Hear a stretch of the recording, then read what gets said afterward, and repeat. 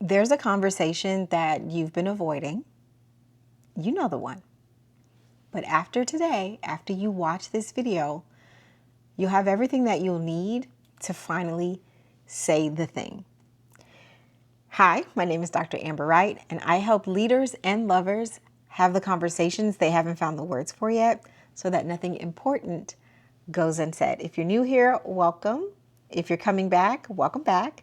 Thank you for hanging out with me. I hope that you find our time together today helpful to you, because this channel is all about helping you become a better communicator at work, at home, and every room in between. So this discussion that we're going to have today is something that I've been wanting to talk about for a long time, because I find myself having so many conversations about why we avoid hard conversations. So I'm going to give you 3 reasons why, in my personal and professional experience and perspective and opinion, that we avoid hard talks. We don't want to have them. We reject them. We avoid them. And as you might know, avoiding it doesn't make it go away. You might not have the discussion with the person, but it's occupying every single room in your brain. You think about it in the shower. You think about it when you're driving to work. You think about it when you're at the gym. You rehearse in your mind the things that you're going to say. So while on one hand, you think that you're avoiding it, on the other hand, you're kind of worshiping the problem, because it takes all of your time, energy, and focus. So, some of you might say, no, Dr. Amber, that's not true. If I avoid it, I avoid it. I just act like it's not there. But again, we know that just because you sweep something under the rug, it doesn't make it disappear forever. Eventually, that little mound of dirt begins to build, and somebody's going to trip over it one day. So let's get into this discussion about the reasons why I think that people avoid having hard conversations. And at the end, I'm going to give you some steps on what to do about it, and and I'm going to try my best to help you walk through how to be better at having hard conversations, because again, on the other side of a difficult conversation is where growth happens. And so it's not something that you need to be afraid of doing, or that even if you're not afraid of it, you're just putting it off because you don't want to deal with it. That doesn't serve you or the other person, no matter if the situation is at home or at work or somewhere in between. So here we go. Let's get into these notes, because as y'all know, I do not try to pretend like I don't have notes. Baby, I'm getting old, okay? And I need to have my notes to get through these videos. So if you see me looking to the side, it's because I'm looking at my notes. So the first reason why we avoid hard conversations is because we fear the outcome. Sometimes you will just go to the worst case scenario, and that's the scenario that you play in your mind over and over and over again. And it becomes the reason why you feel like, oh, well, I can't say nothing because this, and this is going to happen. And that's not really helpful. So if you find yourself doing that, I want to offer to you, what could it look like for you to also spend that energy thinking about the positive things that could happen on the other side of you saying whatever the thing is. I know that the fear of saying something is protecting you. It's there to, you feel like it's protecting you from the fallout. And we honor that version of ourselves that wants to protect us from whatever drama that we feel might ensue, or how the other person is going to respond.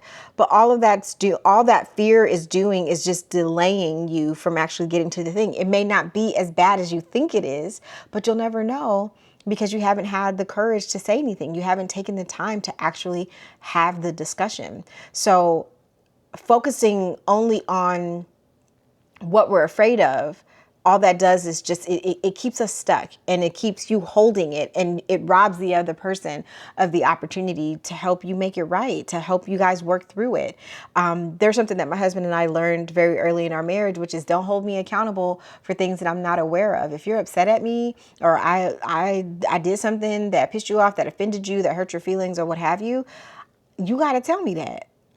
Don't hold me accountable for something that I'm not aware of. And being afraid of the outcome, all it does, it doesn't make the conversation disappear. It's like, you consider it like a brick in your backpack. Now you're just carrying the backpack longer. I mean, the backpack itself is just getting heavier and heavier and heavier the longer you carry it. But the sooner you decide that I think it's worth it for me to have this conversation with someone, it might help lighten the backpack. So then we can fill it with other stuff, other positive, lighter things. And that should be the goal. 2, the second reason why we're afraid of having hard conversations is because we don't want to seem difficult. Some of you, especially, I think that we'll see this a lot in the workplace. You might be the type of person that really values what people think about you, or maybe at some point you were labeled, you spoke up one time and you got labeled as being difficult, which we know that happens, especially it happens a lot to Black women in the workplace. So you might have tried to have said the thing before, but it didn't go over well. So, and then you got labeled as being difficult. And so that keeps you from, speaking up or saying what's on your mind. And while that can be the situation, it may not always be. And I think that it is still worth it to trust your voice enough and trust that what you have to say matters enough, and hope that the other person will be willing to hear what you have to say. So being afraid of bringing up the issue, you might have to give your manager feedback in a way that, you know, they're not very responsive to feedback. But without that feedback, that can't help you do your job better or more effectively. Then that keeps everybody stuck and stalled out. And so there's a cost, I think, to the idea of like, oh, how are people going to see me? Are they going to treat me or label me as being difficult if I bring up an issue?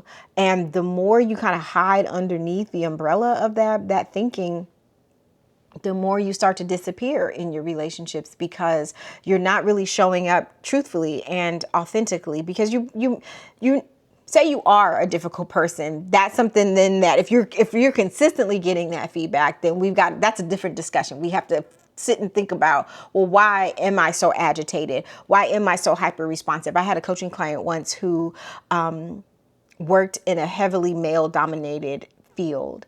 And we were having conversations about how often she was being labeled as being difficult. And when we unpacked that, she was like, yeah, I can be real like aggressive when I feel that I'm being tried or that somebody's trying to tell me I'm wrong. And I'm like, okay, but where did that come from? Why is that? Where did that seed, or when did that seed get planted in you?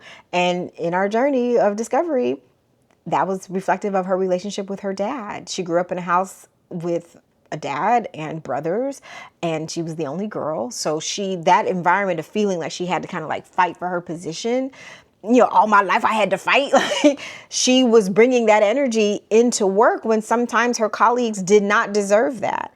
And making that connection between her childhood and then how she's showing up now was revolutionary for her. And it really opened up her eyes to see like, oh, I can be a hard ass sometimes, and I can go real hard if I feel like I'm being disrespected or whatever. Now, I'm not saying that she shouldn't speak up for herself and that she shouldn't advocate for herself or anything like that. But the way even she described it, like her behavior would change when just the slightest little bit or hint of somebody challenging her, she was just kind of like, she got real cutthroat about it. You see, I keep even doing this energy because that's kind of how she would be coming across. We had to sit down and kind of work through why that was. And through that better understanding of why she was showing up that way, she was able to adjust that behavior when she needed to. And it completely changed how she was able to respond to her colleagues and gave her a better work experience. And that is the goal. So don't be afraid or, don't want to seem difficult. Like sometimes you have to be what I call the bell ringer. You have to be the one willing to ring the bell and say, hey, this is what I'm observing, or this is my experience of you as a manager, whatever the case may be. But don't be afraid to seem difficult, because you also can't really, you can't control how people are going to receive what you have to say or how they're even going to see you. You just have to stay committed to being willing to have the hard conversation when that is necessary and required. Last, we don't have the language. And I say this all the time. Oh my gosh, it's the biggest premise to my work as a communication expert and coach and facilitator. We don't have the language sometimes to name the thing. We don't know what to say. If you've watched any of my videos, I say this all the time, that we love to tell people, oh, you're not a good communicator. You got to learn how to communicate But that means different things to different people. Your culture, your background, your gender. There's so many things that can influence and impact the way that we show up communicatively, that it's not enough to tell people that you have to communicate. And because what I know also is that sometimes it's not so much that people don't want to communicate, they don't know what to say. And now if we're talking about maybe a moment of conflict versus chemistry, if we're in a moment of conflict, now we've got emotion, we've got adrenaline, we're amped up, we're hyped up, but we still don't really quite know what to say. So then we just say anything. Then we end up saying things we don't mean. And then that makes the situation worse. So I want you to get comfortable with learning how to expand your emotional vocabulary, and also get better at what we call intrapersonal communication, and that is communication with the self. So often we're focused on interpersonal communication, which is communication with other people, but self-talk is important too. So I want you to be able to sit and explore, like, why do I feel the way that I do? Why am I so hyped up? Like, what am I trying to, again, protect here? Or what is it that I'm trying to say? And I have this, what I call the WSD method for clear communication. WSD. 3 questions that you can ask yourself are, what do I really want from this interaction when you're getting ready to have a difficult conversation? What am I trying to say that helps you clear out the clutter of your brain to pull out like the literal words that are escaping you? Like, what am I trying to say to this person? Oh, what I'm trying to say is, it really hurt my feelings the other day when you did this. Okay, that also encourages you to be more vulnerable than you might be comfortable with, but that's okay, because vulnerability is a part of your growth, and it is the glue that holds a lot of your relationships and your connections together. It's the cost of admission, I think, to having deeper, more nourishing relationships. And then lastly, the D is, what do I want them to do? Okay, so you hurt my feelings the other day. This is how that made me feel. What I would like to see happen move forward is when we spend time together, that you put your phone away. I don't feel like I have your full attention when you come over and we hang out, and when you're always on your phone. And I would like to engage with you, or feel present, or feel like I have your attention. Can you be more mindful about that when we're together? Ta-da! There we go. It gives you the language to have what was feeling like a hard conversation and make it more productive. So that's it. These are the 3 reasons why we avoid hard conversations. We don't want to seem difficult. We fear the outcome, and we just don't have the language. You just don't have the words to say. But if we can take the time to go inward and to think about what it is that we're actually trying to say and to communicate, that, helps kind of smooth out the road a little bit, reduces the amount of friction that we feel internally, and hopefully that gets reflected externally when you sit down to talk to that other person. So some final thoughts that I want to leave you with is, think about that conversation that you're avoiding, that you're thinking about in the shower and on the drive home or at the gym or whatever.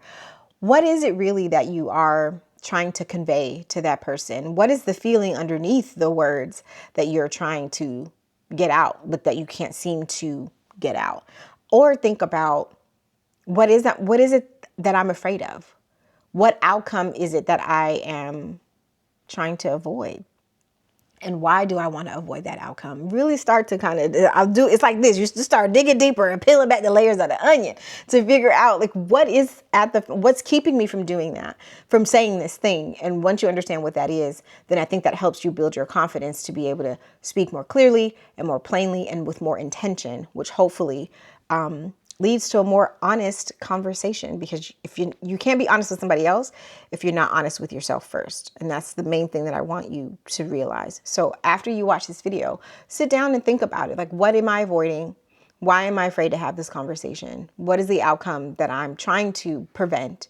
And what would make me feel more confident about communicating this to this person? And see where that takes you. If you want a little bit more help, I got you. I have a framework called Hard Conversations, HARD. And it also stands for have a real discussion, hard. But hard stands for hold space, ask better questions, respond, don't react, and decide together. So if you know now that you're like, oh man, Dr. Amber, this was really helpful, and I feel like I'm ready to sit down and have this conversation with this person, with my man, with my girl, with my best friend, with my sister, with my boss, with my colleague, whoever it is, click the link down below in the description so that way you can sign up and get a free copy of my little workbook that will help you prepare to have that conversation. It will take you a few minutes. It won't take you a terribly long time, but we'll walk you through each of those steps. And then there's a short little video that kind of orients you on how to use the PDF. I want you to have tools because, again, like I said a moment ago, it's not enough to say you got to communicate. You've got to give people tools. And sometimes we need a little bit of help in order to say that, get to the bottom of what it is that we're trying to say. So click the link down in the description below. Get your immediate access, free, no strings attached, your free download for the Hard Conversations workbook or guidebook. And I really wish you the best in having that discussion. And I want you to know you can do it. You can do this. You can do hard things. You can do it. So if you need a little bit of help, that's available to you. And until the next time, speak well.